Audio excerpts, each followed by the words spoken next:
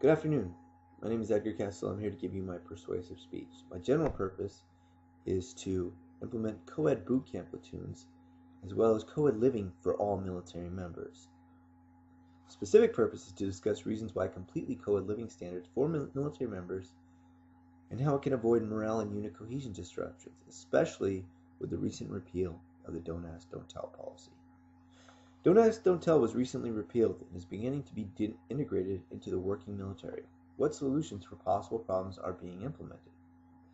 In the recent past, a huge debate about the repeal of the Don't Ask, Don't Tell policy has stirred on many levels with military officers, non-commissioned officers, and troops on the ground and at sea.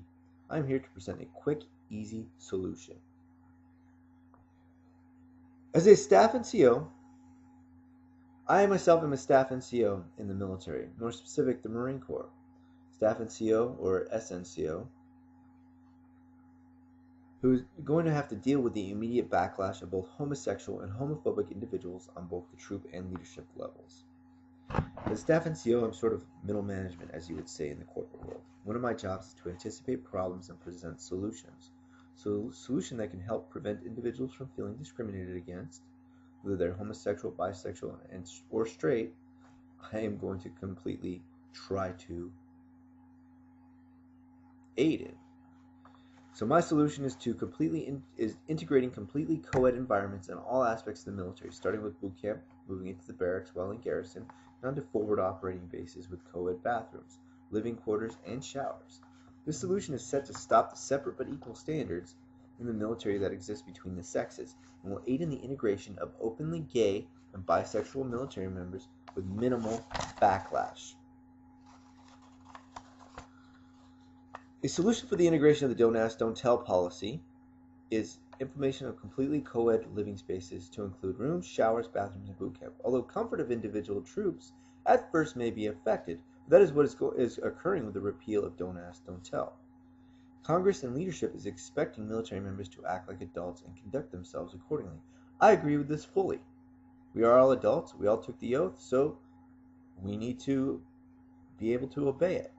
In this day and age where we have mixed gender services and jobs, the separation of male and female service members for reasons of comfort and prevention of cohabitation has existed. But with the repeal of Don't Ask, Don't Tell, comfort and cohabitation comes into play again.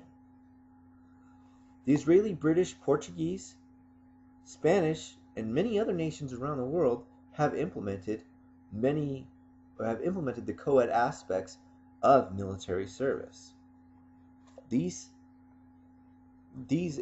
ideas in which I have presented, as well as many colleges around the nation. They may have separate dorm rooms for the students, but many of them have co-ed shower, hygiene, and common living spaces.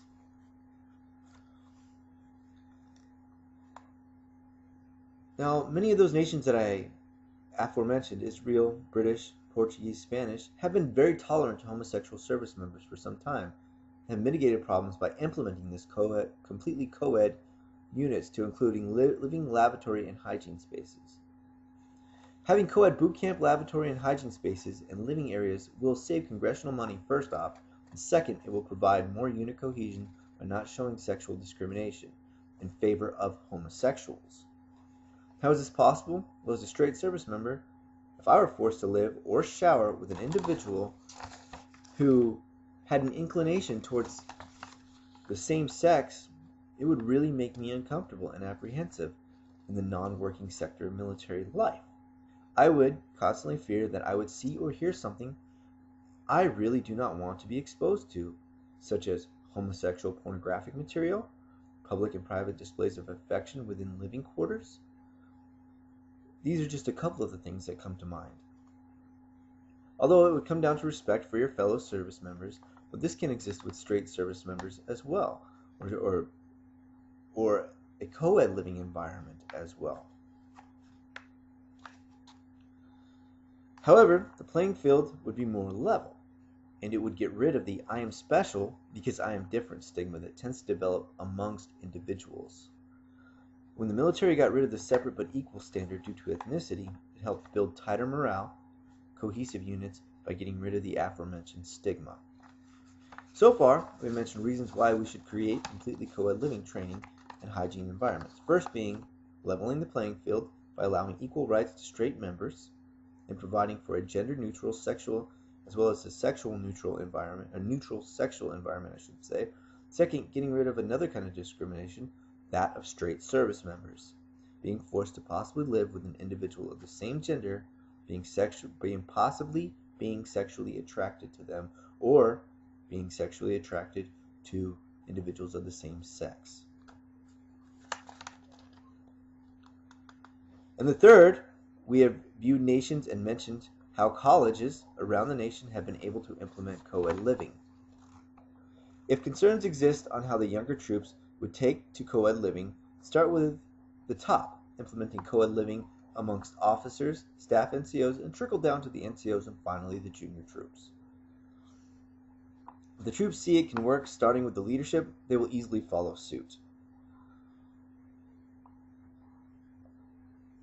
If a timeline is needed and specific criteria, is needed in order to be met, so we should allow for a 6-month period of evaluation with interviews to be conducted by each individual command and the military members being affected.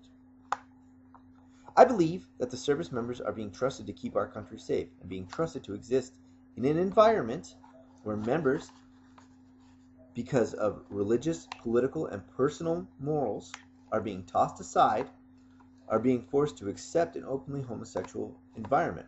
Why not allow for an environment where sex is completely removed from the equation by not separating members based on sex? Congress and commands are not allowed to separate based on sexual orientation, so why should gender be any different?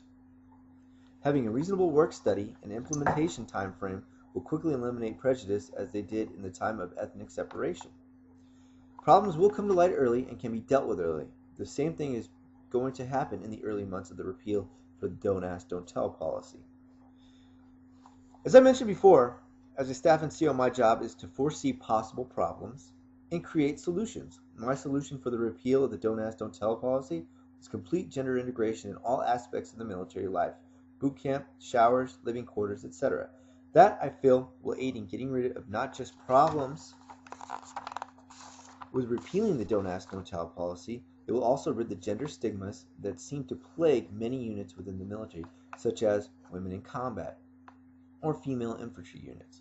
But that is a discussion for another day. I'm also coming from the standpoint of a staff NCO who really does not care about a person's sexuality or gender. I really could care less, as long as they get the job done and it is done, and it does not prevent my unit from completing its mission.